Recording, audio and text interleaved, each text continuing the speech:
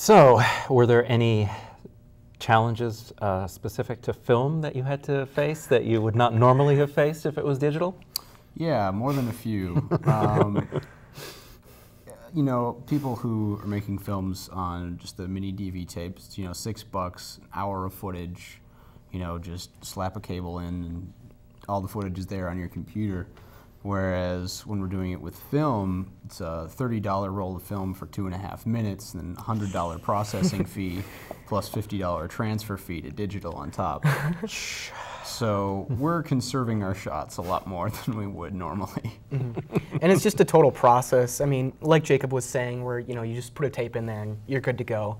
With film, it's like, all right, you have to load the film in a specific way, and it's all dark, and it's this giant. I mean, this process of looping it through this, and it's a process in itself. And I mean, there's specific roles for people like that, and understandably, because it's a hard task. Because we had camera jams, like the processing lab processed our black and white film as color, which completely destroyed the footage. Yeah, and when people say that, they're like, "Well, couldn't you redeem it?" It's like, no, that's basically like just erasing it all. So we had to start from scratch and had so many, mistakes. But I think it was kind of a blessing in disguise because we really got to learn the camera and just really kind of appreciate the generosity of our actors, such as you, and just really kind of learn like what we need and what we don't need, and came out with it, and it was just like, all right, we're just thankful to have a film basically now. Yeah. How much more time was required than you thought would be required? 2, 3 times? Maybe a month and a half. Yeah, probably a month and a half. And how long did you think it was going to take? About a week?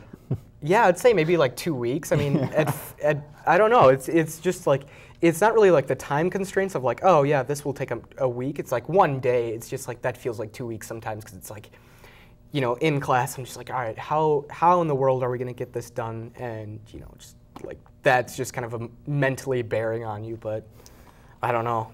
So what was the thought process behind creating the whole thing?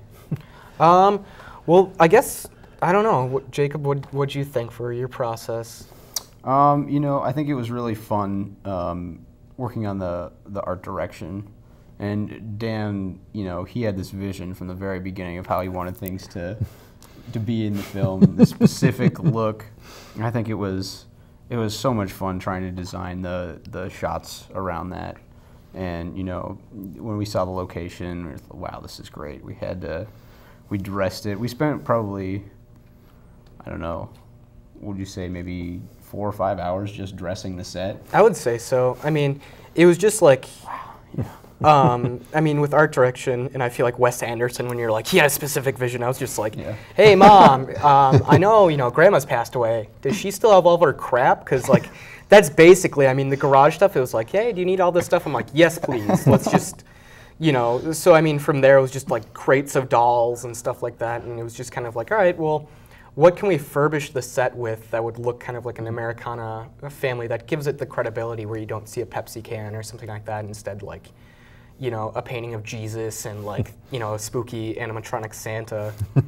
So, I guess the process behind that was just finding enough stuff to collect just to kind of put it in the scene and, kind of for you guys to play around with. And the process behind creating a project like this was, I just kind of thought of this like horrifying image of like, all right, well, in our first project, I mentioned this to Jake, it was like we had to do something that's lost or stolen and someone tries to retrieve it, and I'm like, what about a hand in a blender? How visceral would that be? And we're shooting on film, so it just looked pretty grotesque. So from then on, I came up with this idea, and me and Jacob have been huge horror fans from like, Creepshow, which was based off of this, and like, I don't know, what horror movies else were there? Like, Well, the project itself, we had to do an homage film. So we had to pick a specific director or a specific film to try and go towards. And I think we both sort of edged towards the George A. Romero, Stephen King sort of lines of films. The whole Night of the Living Dead, all the Dead series, The Dark Half, Bruiser, any of those, I think. Mm-hmm. Yeah, I guess I've just grown up loving kind of horror movies in general and stuff that you're not supposed to be watching at such a young age, and like kind of growing up with those nightmares and like being like, oh man, you can actually do this, and especially with the special effects artist Tom Savini, because he breaks it down to a total science, and it's just like, this guy's just like, you know, dinking around like a kid, you know, and it's just like, well, we can do that too then, you know, just get a grocery list and fill it up full of a hand. So, I mean, I don't know. The process, I guess, of making it was just like, all right, let's just, you know, this is my first full-fledged project. Let's just come out with something with a bang that's totally visceral and totally how we want it to be, and just like unapologetically brutal. Not like I'm like, oh yeah, I want to make a statement or anything like that, because, I mean, most of that time it's just like, oh, okay, you're trying to make a statement. But with this, it was just a fun project that we could work on, and just, you know, even with you guys, you know, get really everyone involved and just kind of, I don't know, get the audience behind it, where it's, you know, fun to jump and fun to scream and fun to squirm. So. Did you get a good grade on it? I don't know what we got. Tom. Yeah, I'm not sure. The last day, Tom, like we had prepared it, because it was like we cut it to the line pretty much, and he was like, last call for any films. I'm like, I have this one, it's burning. He's like, last call, last call. I'm like, oh, thanks, Tom. Like, that's sweet. You know, we've worked up until the last day. But I mean, I think the reception's been pretty good of it. And there's definitely more than a few people who are kind of when it came time for the final hand going in the blender. Yeah, but totally. I think people, you know, they understood what was going on. They understood, you know, we're trying to show them as much as we could and not just, you know, hand it to them through a voiceover or anything like that. Yeah. It was just we were just trying to be really make everything clear and really different, stand out, make something that nobody's seen before. Yeah, totally. So. Well, I think you guys definitely succeeded. Thank you. I've known a lot of people that have watched it and just cringed when the hand goes in the blender. Good. So you did a really good job on that. They're totally fooled that they think it's real. Good.